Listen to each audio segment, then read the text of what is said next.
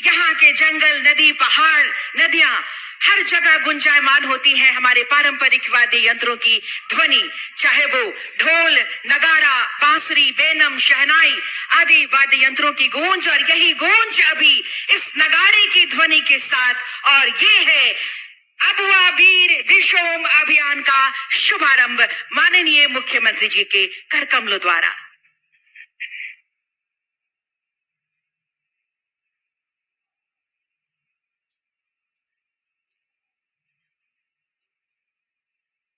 हमर जंगल हमर अधिकार, अबुआ वीर दिशोम अभियान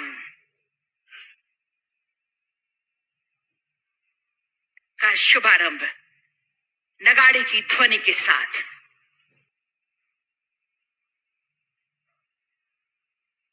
ये है नगाड़े की बुलंद आवाज और ये है शुभारंभ अबुआ वीर दिशोम अभियान का। हमर जंगल हमर अधिकार।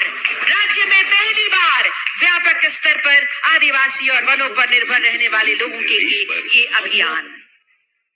और अरब आदरणीय मुख्य सचिव महोदय, इसके तहत राज्य में तालियां हरकार हो।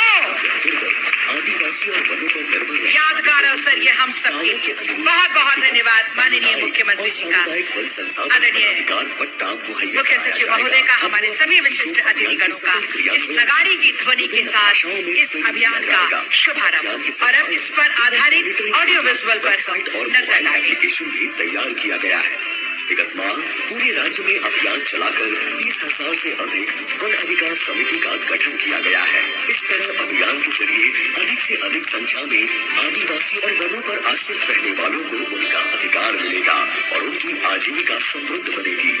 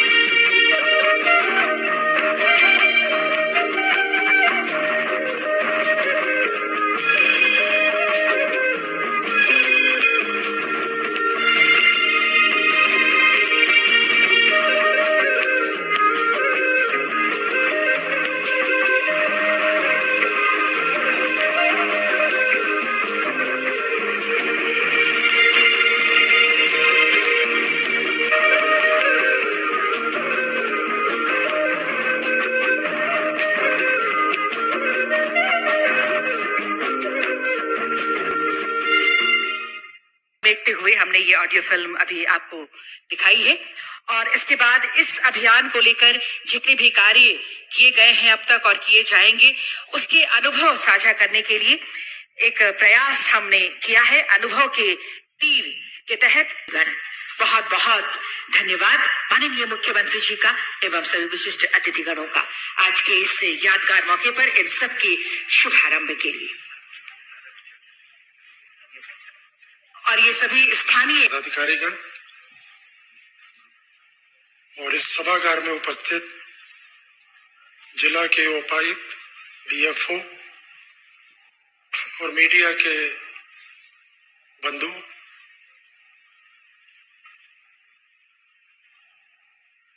फॉरेस्ट राइट एक्ट पार्लियामेंट के द्वारा 2006 में नोटिफाई किया गया और आप जो जिलों में उपायुक्त हैं मोस्टली 2010 और 2016 बैच के हैं। मुझे लगता है कि जब आप अपनी यूपीएससी की तैयारी कर रहे होंगे तो आपने इस एक्ट के प्रावधानों को कंपटीशन में compete करने के लिए जरूर पढ़ा होगा। तो वो थ्योरी थी और ये आपके लिए सौभाग्य है कि आज उन्हीं थ्योरेटिकल प्रावधानों को इम्प्लीमेंट करने का राज्य के विभिन्न जिलों के डीसीज के रूप में आपको मौका मिला है। इसके लिए मैं आपको बधाई देना चाहूंगा कि आपको ये अवसर मिला। और लेकिन चिंता की बात यह है कि जो एक्ट 2006 में लागू हुआ हो उसके 17 साल बाद भी हम अभियान की बात करें। अभियान तब चलाए जाते हैं जब लगता है कि प्रोग्रेस अपेक्षाकृत कम हुई हो। आंकड़े कुछ भी हो लेकिन फील्ड में जब जनप्रतिनिधिगण या माननीय मुख्यमंत्री जी जाते हैं तो उनको शिकायतें मिलती हैं कि पट्टे के लिए वो कार्यालयों के चक्कर लगा रहे हैं, उनको पट्टे नहीं मिल रहे हैं। लेकिन जब हम इनकी फील्ड की रियलिटी को आंकड़ों से कंपेयर करते हैं तो भी पाते हैं कि स्थिति बहुत उत्साहवर्धक नहीं है। क्योंकि इतना बड़ा राज्य जिसमें 33% नोटिफाइड फॉरेस्ट हो उसमें आज मात्र 60,000 के आसपास पट्टे बांटे गए हैं और कम्युनिटी राइट्स के पट्टों की तो संख्या लगभग नेग्लिजिबल है। तो इसलिए ये आपके लिए एक बहुत बड़ा चुनौतीपूर्ण कार्य है। मेरे से पहले विभागीय सचिव ने एक बड़ी अच्छी बात कही कि इस हॉल में माननीय मुख्यमंत्री जी के हाथों लोगों को नियुक्ति पत्र भी दिए गए, अनुदान भी दिया गया। लेकिन ये एक्ट ना तो किसी अनुदान की बात करता है ना किसी अनुकंपा की बात करता है। उन्होंने कहा कि इस एक्ट से आपने आदिवासियों को राइट्स देने हैं। मैं थोड़ा सा उनसे डिफर करूंगा क्योंकि हमें उनको कोई ऐसे अधिकार नहीं देने हैं बट कि जिन अधिकारों का वो सदियों से उपयोग कर रहे थे उन अधिकारों को रिकॉग्नाइज करना है। You don't have to confer rights on them. Those rights were with them. और अगर आप किसी भी स्टैट्यूट के किसी भी एक्ट के प्रीएम्बल की बात करें तो मेरा ख्याल अगर आप इस एक्ट का प्रीएम्बल पढ़ लेंगे तो आपके रोंगटे खड़े हो जाएंगे। क्योंकि ये कहता है कि इस एक्ट का उद्देश्य हिस्टोरिकल इनजस्टिस को करेक्ट करना है और 2 डीसीज ने उस हिस्टोरिकल इनजस्टिस की चर्चा भी की। आखिर वो हिस्टोरिकल इनजस्टिस क्या है वो प्रीएम्बल में लिखा है। वो कहते हैं कि जब फॉरेस्ट को कंसोलिडेट करने के लिए कॉलोनियल पीरियड में ब्रिटिश टाइम में प्रयास शुरू हुए। मेरा ख्याल पहला इंडियन फॉरेस्ट एक्ट 1927 में लागू हुआ। फिर 1956 में एक एक्ट लागू हुआ, 1980 में एक्ट लागू हुआ। तो जब ये एक्ट लागू हुए तो जो जंगलों के मालिक थे वो किराएदार हो गए और जो कहीं नहीं थे वो मालिक हो गए। सरकार सामने आ गई और हमारे वन अधिकारियों को, मेरे से थोड़ा सा पीसीसीएफ जब मैं इस बिंदु पर बात करता हूं तो वो नाराज हो जाते हैं, लेकिन वन अधिकारियों को ये फॉरेस्ट ड्वेलर्स इनक्रोचर्स के रूप में दिखाई देने लगे। और अगर हम उसको इनक्रोचर के रूप में देखेंगे तो हम उनके साथ न्याय नहीं कर पाएंगे। तो आपको उनके अधिकारों का, जिनका उपयोग वो ब्रिटिश एफर्ट्स के, कंसोलिडेशन ऑफ फॉरेस्ट के एफर्ट से पहले वो उपयोग कर रहे थे, उन अधिकारों को रिकॉग्नाइज करना है और उन्हें एक सरकारी कागज देना है कि हम आपके उन अधिकारों का सम्मान करते हैं, उन्हें रिकॉग्नाइज करते हैं और ये अधिकार आप में उन्हें एक औपचारिक रूप से वेस्ट करते हैं। और प्रीएम्बल में और भी बातें लिखी हैं। वो कहते हैं कि इन अधिकारों को मान्यता देना बहुत इंटीग्रल पार्ट है फॉरेस्ट के इकोलॉजिकल बैलेंस, बायोडाइवर्सिटी और कंजर्वेशन को सस्टेन करने के लिए। क्या अर्थ है इसका? क्योंकि अगर वो अपने ही घर में, अपने ही जंगल में एनक्रोचर के रूप में हम उन्हें देखेंगे तो वो अधिकार नहीं पाएंगे अपने आप को उस फॉरेस्ट का। और जब बाहरी आदमी, माफिया लोग, वुड माफिया, फॉरेस्ट माफिया उस जंगल को काटने के लिए आएगा तो वो उसकी रक्षा के लिए उस तरह से तीर धनुष लेकर के खड़े नहीं होंगे जो आज अगर हम उनकी जमीन लेने जाएं या लैंड एक्विजिशन करने जाएं तो जिस रेजिस्टेंस का हमें सामना करना पड़ता है वो हम नहीं वो कर पाएंगे, क्योंकि आपने उनको अपनी ही जगह पर एनक्रोचर के रूप में देखा है। और तीसरी जो सबसे बड़ी बात करते हैं वो कि इस मान्यता का सीधा लिंक है उनके लाइवलीहुड और एम्प्लॉयमेंट से।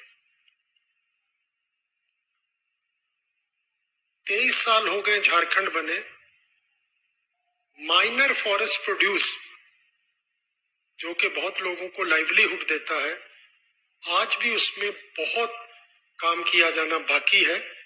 और मुझे ये कहते हुए खुशी हो रही है कि पिछले 23 सालों में पहली बार इस सरकार ने माइनर फॉरेस्ट प्रोड्यूस के कलेक्शन, उनकी मार्केटिंग के लिए एक फेडरेशन का गठन किया है जो लैम्प्स और पैक्स से लेकर के स्टेट लेवल तक फेडरेट करेंगे। अगर उनको उनके अधिकार मिल जाएंगे तो माइनर फॉरेस्ट प्रोड्यूस के थ्रू उनकी लाइवलीहुड और एम्प्लॉयमेंट के बहुत सारे मुद्दे एड्रेस हो सकेंगे। तो हमें उसको भी एड्रेस करना है। लास्ट में बस इतना कहना चाहूंगा कि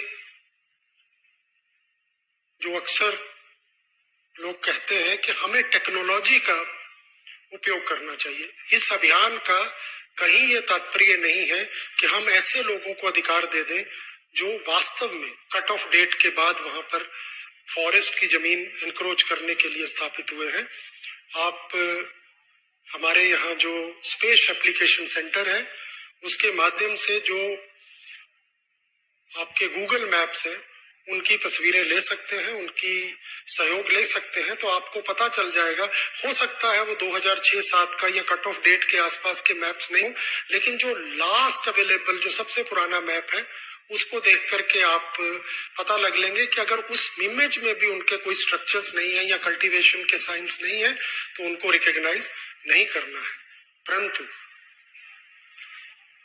जिस कार्य के लिए पार्लियामेंट ने अपनी इंटेंट क्लियर की हो और जो हिस्टोरिकल इनजस्टिस को करेक्ट करने की बात करता हो, जो फॉरेस्ट कंजर्वेशन, इकोलॉजिकल बैलेंस और इकोसिस्टम को सस्टेनेबल यूज की बात करता हो, जो लाइवलीहुड और एम्प्लॉयमेंट की बात करता हो, उसको लागू करने में पदाधिकारियों की व्यक्तिगत पूर्वाग्रह और निष्ठा बाधक नहीं बनना चाहिए। Irrespective of the training that is given to forest officers in Dehradun, they must recognize that this is also an act to promote conservation and ecological balance. और इसके लिए मैं आपको आज इस हॉल में गारंटी देना चाहूंगा, क्योंकि ये कमेटी के द्वारा तय होगा, किसी पदाधिकारी को ये नहीं घबराना चाहिए कि हम पर कोई कार्रवाई हो जाएगी। It is a collective responsibility of a committee in which there are deputy commissioner, there are DFOs, there are SDM, there are range officers and there are forest officers.